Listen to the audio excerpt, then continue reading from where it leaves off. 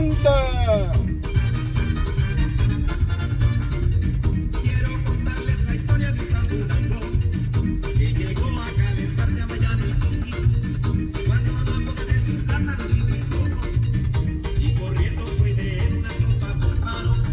Vengan chicas a gozar esta rica sopa y no se olviden de guardar el caparazón. Bueno, gracias a Dios, otro día de vuelta en casita. Nos vemos.